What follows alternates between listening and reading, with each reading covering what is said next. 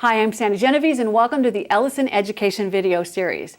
If you weren't aware, both the Big Shot Pro and the Prestige Pro machines, they will cut anything scissors will cut. Now that opens the door wide open for all kinds of products. I have so many things to share with you. I thought I'd start at this end of the table. If you want to cut rubber, it is great for making all your own rubber stamps. These rubber stamps have been, instead of put in an ink pad, they've been painted in order to fabric paint on t-shirts. Here, this is a rubber stamp. In fact, here is the stamp that I cut out of rubber to make the peach, and then I used paint, and I painted and then stamped in order to create the cover of a report on Georgia. If you wanted to make small rubber stamps for stamping your kids' paper, here I've got the self-adhesive rubber. I've cut it into the tiny heart shapes. I'm going to peel off the backing.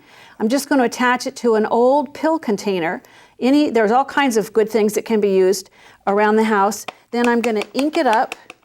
And because this is brand new rubber and it hasn't been inked before, I'm going to give it lots of ink. And then I'll go ahead and stamp. I'll stamp right here. For a job well done. It is an easy thing to make all your own rubber stamps. And here's another example. Here is rubber stamping the fabric with cherry, in this case to create the canvas on the director's chair. The possibilities are really mind-boggling. Now that's just using rubber stamps. Think about all the kinds of fabric choices. The machine will cut fabric. If you look at the table, you can cut felt for like flannel board stories. If you have regular fabrics, any kind of fabric, you can just take the fusible adhesive and iron it on the back and then die cut it. Look at how I've used it to create a quilt square. Down below, I've used a different style of more of a flocked fabric to iron on to create tote bags. Felt for creating fabric ornaments. You can cut out fabric and decorate t-shirts. Fabric, once again, tons of possibilities. Then if you look here, look at magnet. You can use the machine to cut magnet. And if you look here, you'll see that there are choices. If you happen to have a class chalkboard that has the magnetized in the board itself, you can cut out letters and do things for the classroom. They can take magnets home. Things like picture frames. Think if you have your school mascot, you could do fundraising things with all the magnets that you could create. And that's not all. There's also pop-up sponge. Here is sponge, and you look on the table, you can see here's a variety of colors it comes in. It's compressed, which makes it so that it's not difficult for the machine to cut. I'm going to go ahead and I'll cut out the cat. I'm going to place the sponge so that the sponge is sitting on top of the blade, which is sitting up, and I'm going to just roll it through. And here is the compressed sponge, and I'm going to bring it down. Here's a little bowl of water. You can see once you get it wet, this becomes a working, usable sponge. So if you want to do sponge painting, it's great for that.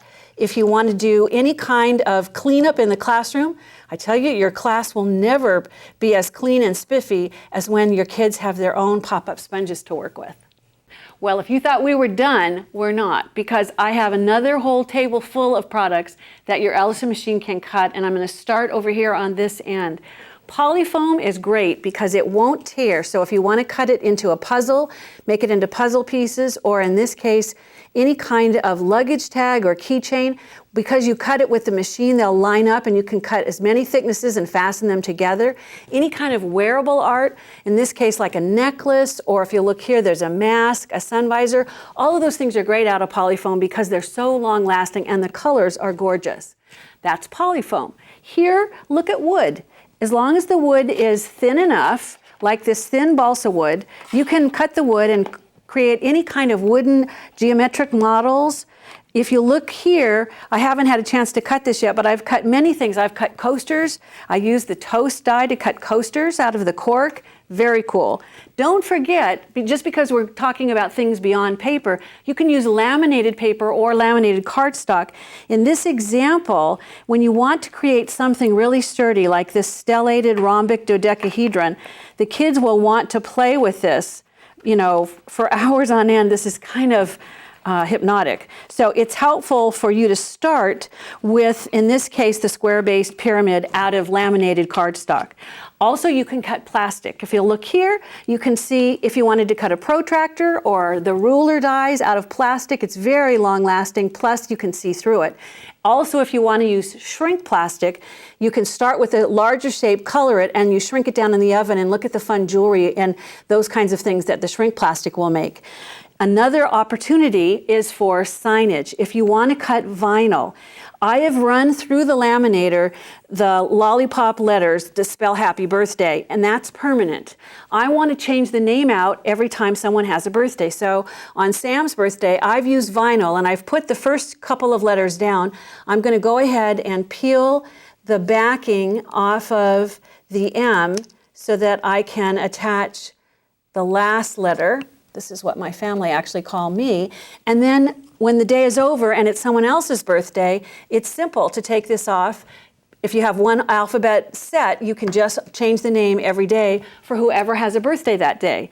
That's using it on anything laminated. Vinyl also is a great way to take advantage of putting things on your windows. They can become a bulletin board just by cutting vinyl. Another product that the machine easily cuts is leather. If you have lacing projects for kids, this is an all-star die and this is the lacing shoe. When I take leather and I place it against the die, we'll cut it out and then you'll see how cool this shape is. Because I'm cutting with the all-star machine, I do need to place the adapter pad down first, then I'll have the crease pad next, then I'll go ahead and I'll have the die along with the leather, and then the cutting pad on the top, and then just go ahead, roll it through, and the machine will cut the leather just as easily as if I were cutting paper. So here is the lacing shoe cut out of leather.